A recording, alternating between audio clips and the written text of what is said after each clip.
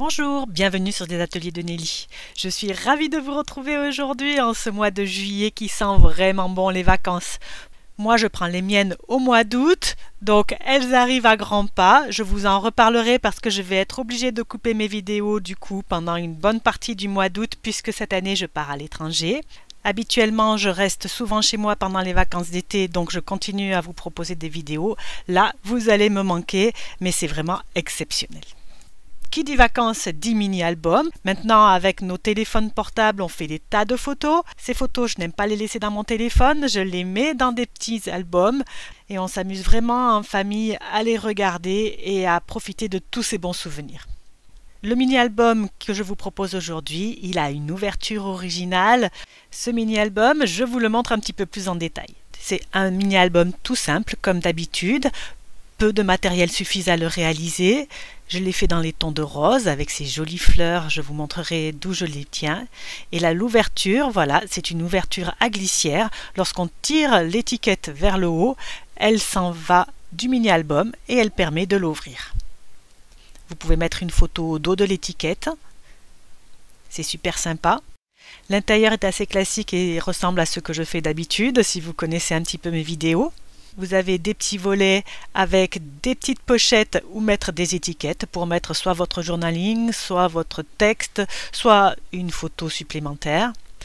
Et vous pouvez réouvrir à l'intérieur pour pouvoir mettre plusieurs grandes photos ou bien, là encore, du texte.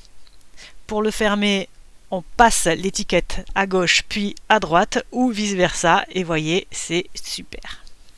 J'adore ce genre de mini-album, on peut l'ouvrir facilement, il est facile à faire, il ne prend pas beaucoup de temps et on s'amuse. Allez, je vous montre les produits que j'ai utilisés pour le réaliser.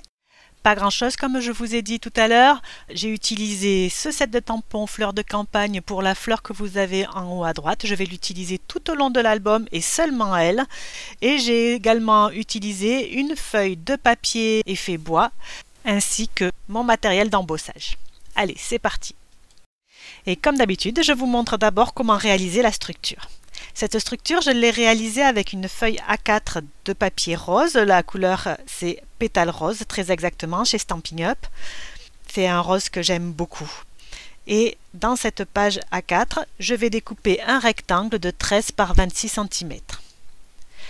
Je vais mettre le grand côté sur le bord haut du massicot et je vais plier à 6 cm et demi de chaque côté. Voilà ce que l'on obtient.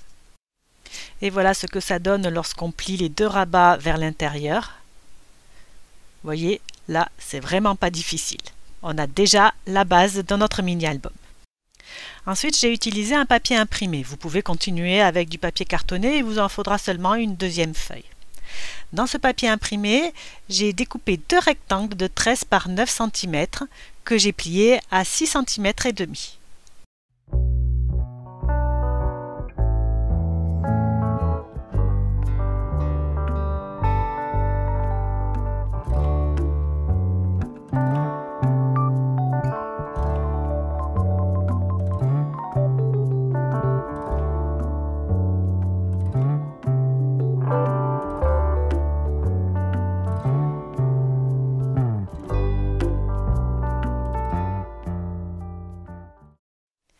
Et voilà ce que l'on obtient, les deux petits volets qui viendront sur le devant du mini-album. Pour ce qui est de l'étiquette qui va venir sur le devant et qui fera aussi notre fermeture originale, j'ai découpé avec mes dies contour champêtre une étiquette. J'en ai profité pour découper une deuxième étiquette dans un papier brune dune. Ça, ce sera pour l'envers de mon mini-album. J'aime bien mettre une étiquette sur laquelle je mets la date du mini-album au dos. Et pour mon mécanisme d'ouverture original, je vais découper deux rectangles de papier cartonné de 6 par 5 cm. Sur ces deux petits rectangles, je vais mettre le grand côté sur le bord haut de mon massicot et je vais plier à 3 cm. Et je vais maintenant assembler tout ça. Rien de plus simple. Je prends ma base, je repère un petit peu une bande de 2 cm en haut, une bande de 2 cm en bas. Ça, c'est pour être sûr de bien centrer ma partie centrale. Et je colle mes rectangles de papier morceau bois de façon à ce que la charnière soit du même côté que sur mon papier couleur rose.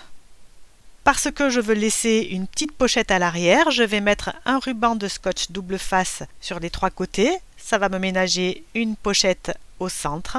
Ça n'est pas obligatoire. Vous pouvez simplifier encore une fois ici en ne mettant pas de petite pochette. C'est à vous de voir, c'est votre projet.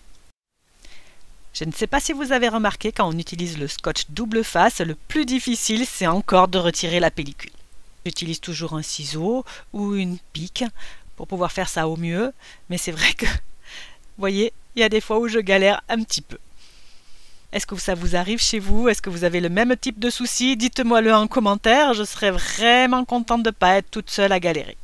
Et hop, je colle ma petite pochette en suivant les repères que j'ai tracés et en faisant très attention à mettre la charnière à droite pour la pochette de droite, la charnière à gauche pour la pochette de gauche, comme je vous ai dit tout à l'heure. Je fais ça également de l'autre côté et je crois bien que la structure sera maintenant terminée. Je vais passer à la réalisation de l'étiquette frontale qui est aussi notre ouverture spéciale et originale de ce mini-album. Mais avant de la transformer, cette étiquette, pour pouvoir la faire glisser sous notre structure, nous allons la décorer. Ce sera toujours plus facile à décorer à plat plutôt que lorsque nous aurons le mécanisme à l'arrière. Je vous l'ai dit en début de vidéo, cette décoration elle est assez simple, elle n'utilise qu'un seul bouquet de fleurs du set de tampons, donc vous pouvez vraiment vous servir de ce que vous avez à la maison. Je suis sûre que des fleurs vous en avez à profusion. Et pour amener un petit peu de doré, un petit peu de brillance à cet album, j'ai utilisé une technique que j'apprécie vraiment particulièrement, c'est la technique de l'embossage. Et cette fois, j'ai utilisé une poudre à embosser couleur cuivre. Ça change un petit peu du doré, mais c'est tout aussi magnifique. Je fais souvent de l'embossage sur cette chaîne parce que j'adore ça, mais je vous montre encore là un petit peu comment j'ai fait. Il suffit de tamponner notre image avec une encre qui est un petit peu collante. Ça n'est pas vraiment une colle, c'est une encre qui est un petit peu épaisse et qui s'appelle l'encre Versamark. Cette encre, elle est presque transparente à l'écran, mais moi, comme je suis devant ma feuille, en vrai, je la vois. Et je tamponne mes fleurs tout autour de l'étiquette. Ensuite, j'applique de la poudre à embosser couleur cuivre sur mon dessin. Comme je n'ai pas appliqué mon petit tapis de talc dessus au début, j'ai quelques petites taches, mais elles partent très bien avec un petit pinceau. Et je chauffe. La poudre fond, elle se plastifie, et c'est ce qui me donne ce joli rendu. C'est le moment que je préfère quand la poudre fond. Elle devient toute dorée, j'adore. Alors vous en pensez quoi du résultat? C'est mignon, hein? Moi j'aime beaucoup. Et comme j'aime beaucoup, je recommence au centre de mon album. Allez, je vous montre tout ça en musique.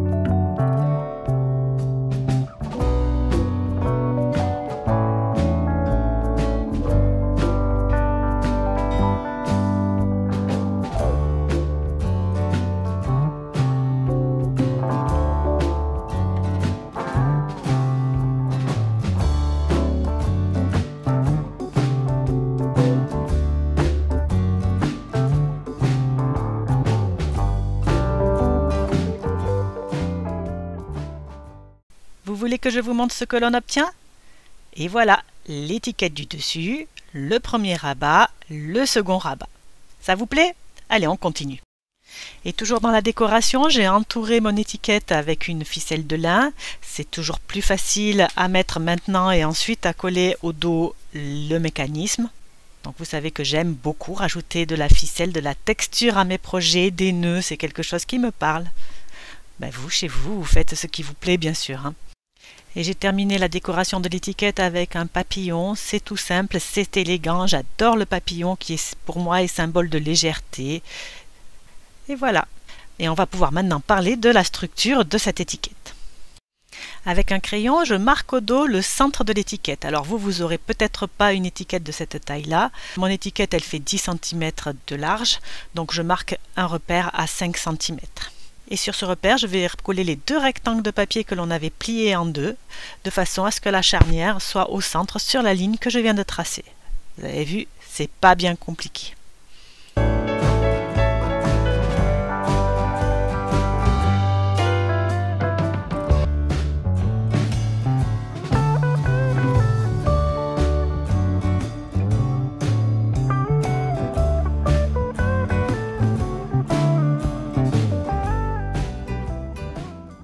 Et sur ces deux rectangles de papier bien collés, bien à plat comme sur la vidéo, je vais coller une deuxième étiquette. Vous, à la maison, vous pouvez bien sûr utiliser un rectangle de papier tout simple que vous aurez coupé avec vos ciseaux ou avec votre massicot. Il suffit qu'il soit de la taille à peu près de votre étiquette. Et ensuite, pour terminer la structure, très important, j'enlève un demi-millimètre de chaque côté de l'ouverture de mon album. Vous avez vu, j'ai rajouté des petites bandes que j'ai embossées de chaque côté, je trouvais que c'était joli. Et voilà, maintenant notre ouverture, elle va parfaitement coulisser dans notre album, sans aucun problème.